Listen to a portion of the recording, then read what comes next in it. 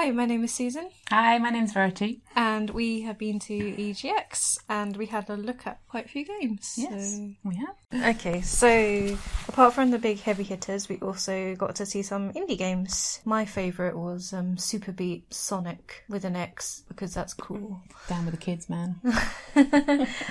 Which is a rhythm action game for the PS Vita. And it's kind of you have this like tunnel sort of scenario, and the beats are heading towards you on both left and right side, and there are sort of like each sections of the tunnel. So if a beat coming towards you at the top, then you hit the tops of the left side, top of the right side, middle, bottom. It was pretty cool actually. And there were holds and things, weren't there? Yeah, there were holds and there were slides as well. I like the slides. The slides were really fun to do. Sort of like the line would start at the bottom, and you'd have to follow with your left thumb or something up and down, and then when they were getting really mean, they'd throw in beats on the right hand side as well while you were doing the slide.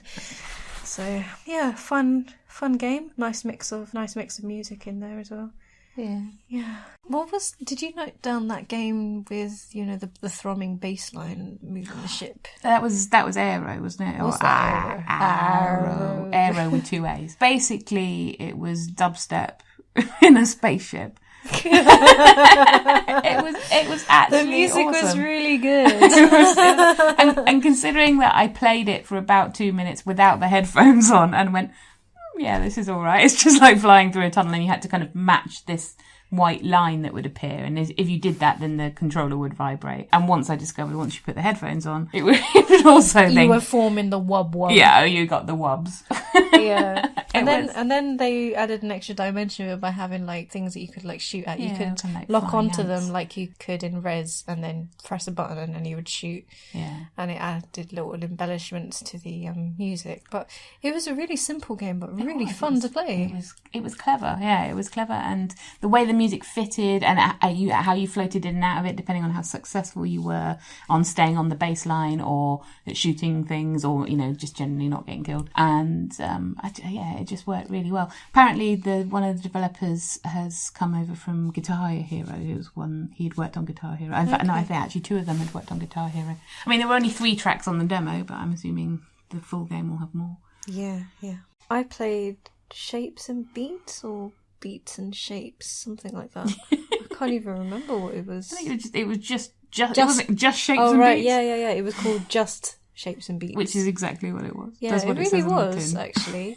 So it's kind of like a co-op game, not really even a co-op game, more just a kind of multiplayer game. You're just all in the same death zone together. Yeah, basically. So it was a bullet hell type game, and each of you were like a little shape and a colour, and you just had to dodge and hope for the best. You didn't have any weapons of your own either. Really? No, there was no defence. No. It was just dodge. Yeah, it was just like, God help us all. Because there were bits on the screen where like a thin line would appear, and then you'd be like, oh, I've got to move, because then that's going to become a really big line that will destroy me. And then these bursts would appear, and then you had to dodge the bullets from those. And the first 2 levels were fairly straightforward. Yeah, the only button you really had, you could move and you could dash. Yeah. And those are the only things that you could really do. And but the music was really good. The beats were really, really good. But the last demo level was just so mean. so mean. Like, it had this monster that started off as like a circle, and then every now and then he'd explode out like little tendrils. Slowly at first, right? So you'd be like, oh yeah, I can kind of just about deal with this. And then like little light beams would shoot out and then circle round, and you'd be like, yeah, I can kind of dodge those. And then suddenly he like sprouted really fat tentacle arms that like bashed the bottom of the screen and sent bits flying everywhere.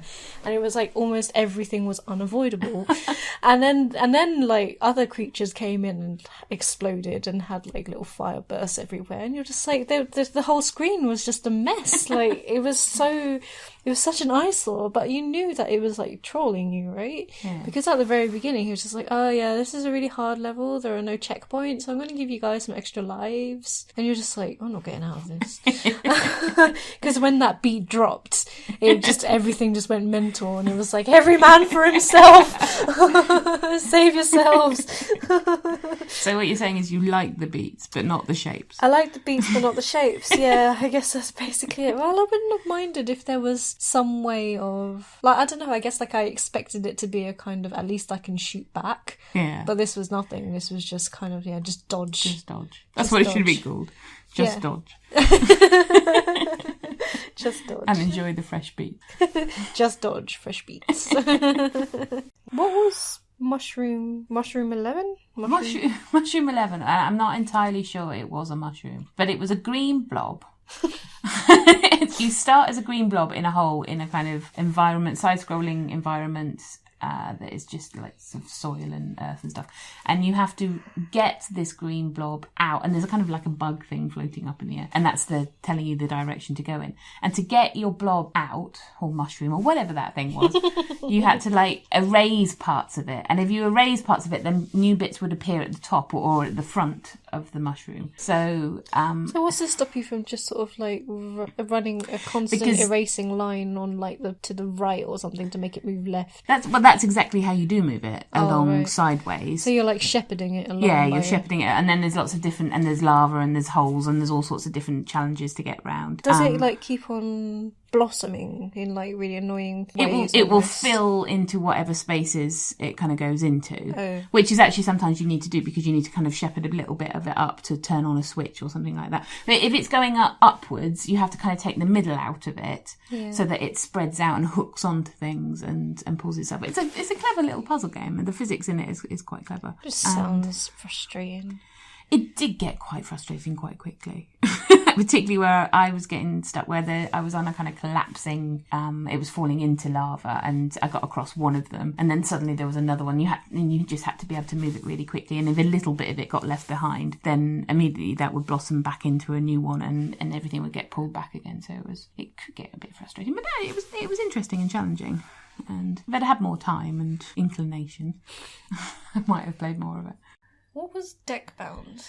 Deckbound was quite an interesting little game that I found in a booth kind of halfway between the indie and the big zone. It's a browser-based game where a card collectible, and it was saying that it was kind of somewhere between Hearthstone and Magic the Gathering, and basically you can collect cards which are also available in a kind of a huge database. I'm probably not doing it quite enough justice here because it was it wasn't complicated, but it was quite a convoluted system and that you can get involved with once it goes live. And you could get all these cards in the database, and you can get them into your collection, and then you can level them up. But if you put them back into the data, you own them, but if you put them back into the database, other people can use them in their hands, and then they can level them up for you, and that gives you more powers.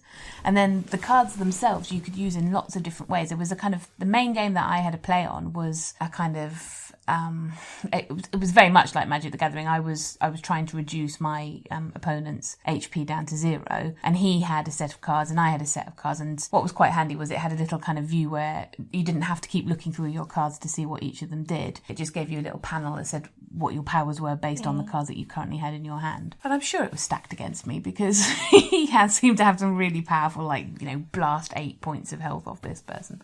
And basically between you and him on the playing field, there were like towers that you could take control of using your various powers in your cards, and if you did that, then a little dragon would appear on it and it would be your dragon, and then you could use that dragon to attack him as well, and that was quite cool. And that was going to change as well. The dragon there were going to be lots of other characters available which would have different powers that you would be able to install on these towers, and then you can either blow the towers up or you can take control of them yourself, and there's a lot of backing and forthing, and until obviously you brought the other player down to 0. It sounds like a game that has like a mishmash of loads of different elements. Yeah, it was interesting because, I mean, saying that, it also has it has a mobile app with it as well, which has a completely different kind of dungeon crawling style game on it, where the cards that you have in your hand, you could then use within the dungeon app to kind of summon minions or cast spells. So the cards kind of like have a flip side of them and they do other things. And the developer was talking about how they were going to introduce other games as well. So it was like you have this selection of cards that you get from this database and that you can build up and power up and strengthen. And then you can use them in all these different games to strengthen them there, which you can then use them differently in other games as well. It was